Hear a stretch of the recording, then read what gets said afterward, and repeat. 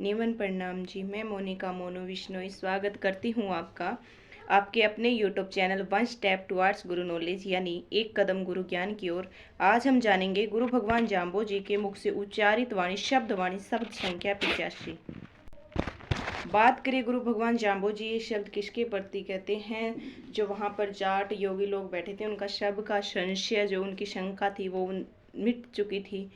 और फिर वो पूछने लगते हैं, हे गुरुदेव, आप हमें सन्यासी जीवन के बारे में और जो हमें मतलब गृहस्थ जीवन, इनके बीच में डिफरेंस बता दो। वो मतलब आप हमें थोड़ा सा इनके बारे में बता दो। तब गुरु भगवान जाम्बू जी इस शब्द का उच्चारण करते हैं। बहुत अच्छा शब्द है, बहुत आनंद आएगा आपको ये शब्द सुनने के बाद, और लाइफ में तुम्हें लगेगा कि हाँ, हमने कुछ लॉन्च किया है। आशा करती हूँ ध्यानपूर्वक समझते हुए अपने जीवन में उतारने की कोशिश करेंगे। धन्यवाद जी। हरिओम विष्णु।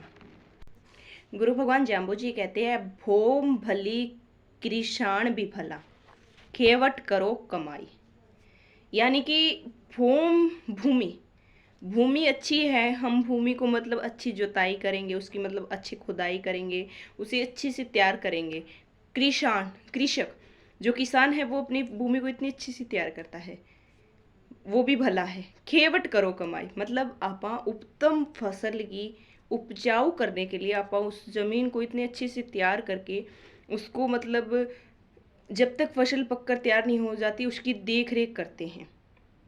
इसी तरह गुरु भगवान जाम्बू जी कहते हैं, गुरु प्रसाद गढ़ खोजो दिल भीतर चोर न जाई।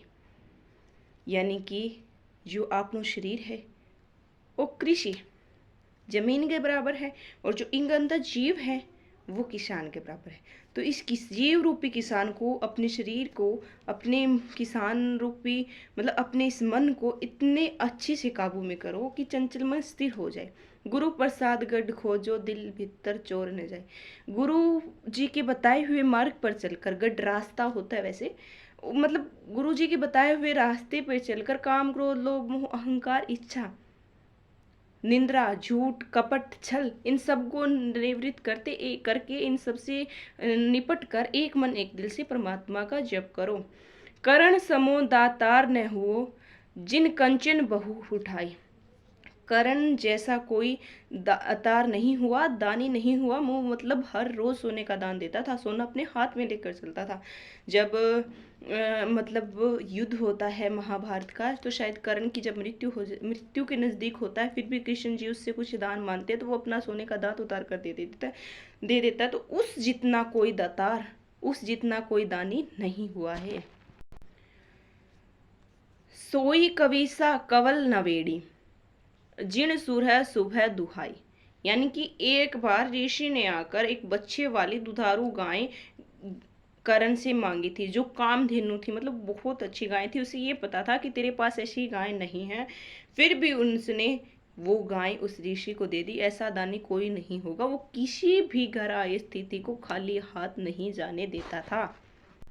गुरु भगवान जाम्बू जी कहते हैं, मेर समो कोई केर न देखियो, सायर जिसी खाई। समेरु पर्वत के समान कोई महान पर्वत नहीं है, समेरु पर्वत की ऊंचाई बहुत अधिक है। सायर जिसी का तलाई, यानी कि सायर समुद्र होता है, सागर जैसा कोई तालाब नहीं देखा।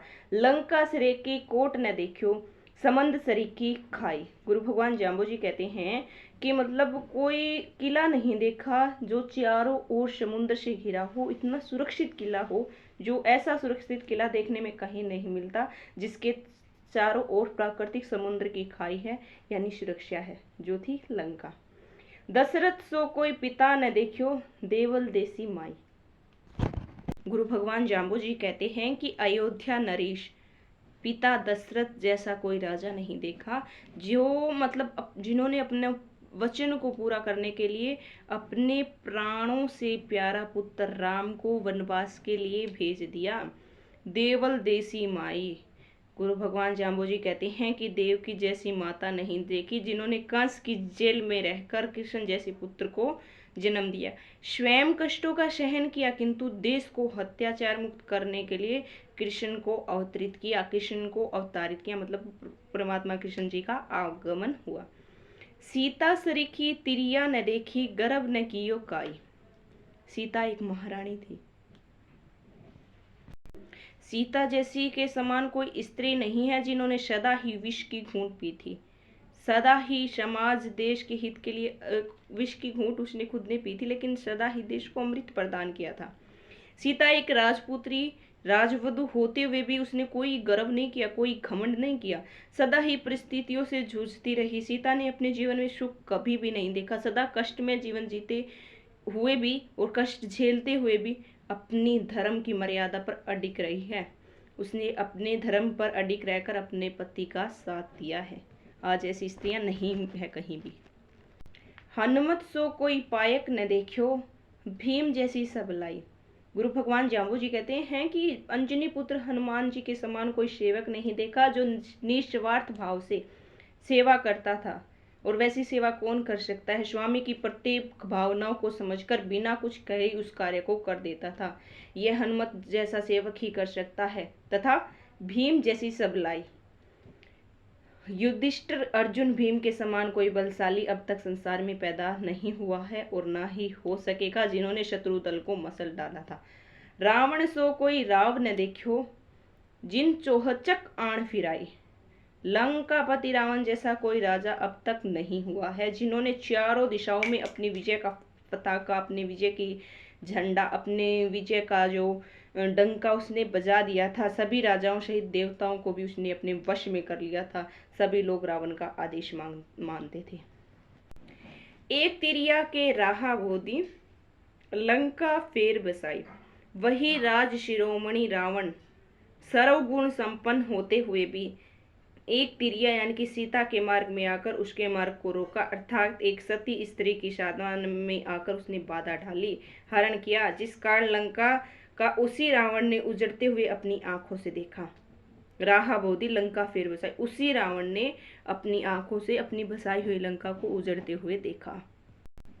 तो कुंभकर्ण आदि संपूर्ण राक्षस समूह मारा गया। विभीषण ने लंका फिर बसाई। शंखा मोहरा से तम सेतु ताक्यू बिलगे काई। गुरु भगवान जाम्बो जी कहते हैं कि जिस लंका के महलों में जहाँ रावण का निवास हुआ करता था, वहाँ शंख मोहरे जड़े हुए थे तथा अन्य हीरो मोतियों को जगमगाते हुए धवल महल, ये सभी रावण के क्यों छूट गए। रावण ने ऐश्वर्य को प्राप्त करके अन्याय की अति कर दी। उसे महलों से विगल मतलब उसे महलों से जाना पड़ा। यही संसार के लोगों की दशा होगी। ऊपर बताए हुए श्रेष्ठ पुष्ट मतलब अत्ता मोटा मोटा श्रेष्ठ पुरुष सोया बंगी भी कोई स्थिरता नहीं हुई। एक शब्द में गुरु भगवान जाम्बो जी कहते हैं कि अनेक अनेक चलनता डीठा, कली का मानस कौन विचारू। मैंने अनेक सिद्ध पुरुषों को आते जाते हुए देखा, तो यहाँ आने की तुम सोचना भी मत। आगे गुरु भगवान जाम्बो जी कहते हैं, ब्राह्मण था थे वेदा भूला। जो ब्राह्मण थे उन्होंने वेद को भुला दिया है। काजी कलम घुमाई। काजी को मतलब कलम उन्होंने घुमा दिए, वो अपने धर्म को भूल चुके हैं। जोग विहुणा जोगी भूलिया, मुंडिया अकल न खाई। जो योगी है उन्होंने अपनी योग तने की विधि भूल चुकी है, वो पाखंड में पड़ चुकी हैं। मुंडिया अकल न खाई, सिर मुंडवा लेते हैं लेकिन उनमें कोई अकल नहीं है। गुरु भगवान जाम्बो जी कहते हैं कि इस कलयुग में, यही कलयुग में दो जन भूला, एक पिता एक माई। इस कलयुग में भी दो जनों ने भूल कर दी है, एक पिता एक माई। माता प्रथम गुरु होती है, वो भी भूल कर बैठे हैं। क्योंकि क्या क्या आस लेकर वो गुरु भगवान जाम्बो जी के पास आए हैं। कितना अच्छा ये शब्द है। बाप जाने मेरे हरियो टोरले, कोहर सिंचन जाए। पिता चाहता है कि मेरा बेटा होगा वो मतलब मेरे घर के कार्यों में हाथ बटाएगा, जैसे खेत के कार्यों में हल से अपने खेत की जुताई करेगा। लेकिन अब तो वो आ गया है, मतलब फैसिलिटी इतनी हो गई है, इंडस्ट्रियल एरिया आ गया है, आधुनिकीकरण हो गया है, तो मतलब कोहर सिंचन जाए, कुएं से पानी लेगा, मतलब वो खेतों में उसकी सहायता करेगा। माए जाने मेरे भौटल आवे, बाजे भी बधाई। माँ चाहती है कि मेरे बहू आएगी, सारे पड़ोस में गांव में बधाई बांटी जाएगी, वो मेरे घर के कामकाज में हाथ बटाएगी। मैं शंभू का फरमाया आया, बैठा तकत रचाई। मैं तो परमात्मा विष्णु, गुरु जाम्बो जी कहते हैं, मैं शंभु सतयुग में नरसिंह अवतार धारण करके प्रहलाद को वचन दिया था। उस वचन को निभाने के लिए सम्राथल पर तखत यानी आसन लगाया है। वो आसन कौन सा है? हरी कंकेड़ी मंडत मेड़ी जहां हमारा वासा। दो भुज डंडे पर्वत तोला फेरा आपन राई।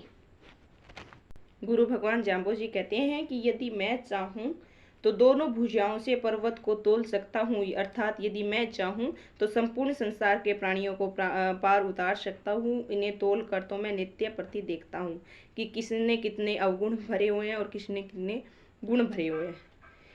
एक पलक में स्वर्ग संतोषा जिया जून समाये। गुरु भगवान साहब वो जी कहते हैं कि सभी जीव योनियों में चैतन्य सत्ता रूप समाहिक होकर पल भर में उनका पालन पोषण कर सकता हूँ। शब्द नंबर 1 में कहते हैं ना, गुरु आप संतोषी अवर आपो की तत्व महारस वाणी, मतलब सबको संतुष्ट कर सकता हूँ। जुगा जुगा को जोगी आयो बैठो आसन धारी। मैं आजकल नया बना हुआ योगी नहीं हूँ, मैं तो युगों युगों का योगी हूँ और हेत वंश यहाँ पर आया हूँ, यहाँ आकर आसन लगाया है। मेरे पास ना जाने कैसे कैसे लोग आते हैं, कैसे कैसे प्रश्न पूछते हैं। आगे उन प्रश्नों के बारे में, यानी कि स्वयं भगवान आए उनसे भी हम कैसे प्रश्न पूछते हैं। बड़ा अच्छा शब्द है, बहुत बड़ा होगा लेकिन अगर समझने लगे तो 1 घंटा लग जाएगा। थोड़े से में समझने की कोशिश करेंगे, अगर आप चाहोगे तो फिर कभी बड़ा करेंगे।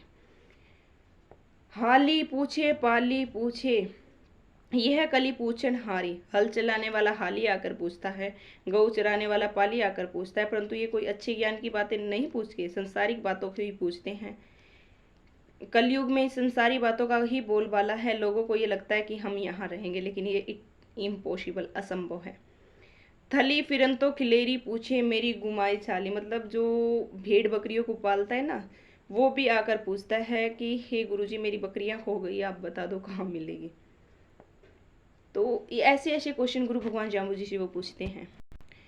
बाण चहोड़ अपराधियों पूछे कि ही अवगुण चूके चोट हमारी। कि शिकारी लोग वन्य जीवों का शिकार करके और पूछते हैं कि उनका निशाना चूक गया है, और मुझसे आकर पूछते हैं कि हमारा निशाना क्यों चूका, हे स्वामी किस कारण हमारा निशाना चूक गया। ऐसे ऐसे क्वेश्चन गुरु भगवान जाम्बू जी के सामने उन्होंने पुट किए, पूछे। गुरु भगवान जाम्बू जी कहते हैं, रहो रे मूर्खा मुगद गवारा, करो मजूरी पेट भराई, है जायो जीव न गाय। हे लोगो तुम मजदूरी कर कर भी अपने पेट को भर सकते हो, है जायो जीव न गाय। तुम जीव को क्यों मारते हो? जीव दया पालनी, इनकी पालन करो, इनकी रक्षा करो। मेड़ी बैठो राजेंद्र पूछे स्वामी जी कतिक आयु हमारी, मतलब छोटा सा किला को, छोटा सा गढ़ को राजा पूछे कि स्वामी जी मेरी आयु कती है, बनू बता दो। चाकर पूछे ठाकर पूछे पूछे कीर कहारी, मतलब नौकर चाकर ठाकुर पूछते हैं, भार उठाने वाले कीर कहार भी आकर अपनी समस्या के बारे में पूछते हैं, और मैं उन सबको संतुष्ट करके भेजता हूँ। शोक दुहागन तेपन पूछे ले हाथ सुपारी। दुहागिन विधवा स्त्री हाथ में सुपारी लेकर आती है और अपने दुख का मतलब अपने दुख के जो दुख का उसका मतलब दुख को सुख की ओर ले जाने का उपाय पूछती है। और भांस तिरिया भव तेरी पूछे किस प्राप्ति मारी। जो भांस होती है, मतलब जिनकी पुत्र रत्न की पुत्र रत्नी कोई प्राप्ति नहीं होती, वो आकर भगवान जाम्बू जी से पूछते हैं कि हमें किस प्रकार पुत्र यश कीर्ति की प्राप्ति होगी। और इनके जीवन, लेकिन इन लोगों का अभी तक स्वार्थ ही है। त्रेता युग में हीरा विणजा, द्वापर गऊ चराई, वृंदावन में बंशी बजाई, कलयुग चारी छाली। गुरु भगवान जाम्बू जी कहते हैं कि मैंने त्रेता युग में राम रूप धारण करके हीरो का व्यापार किया था, अर्थात वे भले ही राक्षस लोग थे किंतु हीरे के समान कीमती थे। उनके साथ युद्ध किया, कुछ लोगों के साथ प्रेम मित्रता भाईचारे का व्यवहार किया, उत्तम लोग थे, युद्ध के मैदान में युद्ध करना जानते थे तथा मतलब युद्ध करना और उससे मतलब पूर्णतः निभाते थे, इसलिए वहां हीरो का व्यापार ही किया था। द्वापर युग में कृष्ण रूप धारण करके गौवे चराई, वृंदावन में बंशी बजाई। वहां पर उसी समय एक तरफ बकासुर, मतलब ये राक्षस थे, अधासुर आदि भयंकर राक्षसों को मारकर दूसरी तरफ बंसी बजाकर गोपाल वालों को मोहित किया, प्रशंसित किया। यह थी मेरी त्रेता युग और द्वापर युग की उपाधि। किंतु अब कलयुग में तो मुझे यहाँ पर बकरियां भी चरानी पड़ी है। यहाँ तो हीरे गौवे ग्वालों का साथ रमन कहाँ तथा बकरियों का चराना। इसलिए गुरु भगवान जाम्बू जी ने बकरियों को छुटाकर हमें विष्णुइयों को गऊ की ओर, गाय पालने की ओर सिखाया था। 9 खेड़ी में आगे खेड़ी, 10वें कालकी की बारी। आज तो 9 खेतों में खेती कर चुका हूँ, अब तक 9 खेतों में नव अवतार नमो नारायण, 9 रूप हो चुके हैं, तो 9 खेतों में खेती कर चुका हूँ। 10वें काल के बारे, कालके की बारी। अब कहते हैं कलयुग में काल की अवतार होगा, जब जीव छोटे छोटे पैदा होने लग जाएंगे बिल्कुल, तब कलंक की अवतार होगा। कलयुग का खेत महत्वपूर्ण होगा, खेती करने वाला किसान स्वयं कल की होगा, अर्थात मतलब मैंने पहले 9 अवतार लिए हैं, मच्छ, कच्छ, वारन, नरसिंह, वामन, परशुराम, राम, लक्ष्मण, कृष्ण तथा बुद्ध धारण किए हैं अपने अपने धर्म क्षेत्र में, मतलब मैंने धर्म की स्थापना की है। उत्तम देश परासो मांड्यो, रमण बैठो जुआरी, एक खंड बैठा नौ खंड जीता, को ए तो लहो जुआरी। गुरु भगवान जाम्बू जी कहते हैं, उस खेती को उजाड़ने वाले दैत्यों का विनाश किया। अब आगे भविष्य में भी 10वें कल की अवतार की बारी है।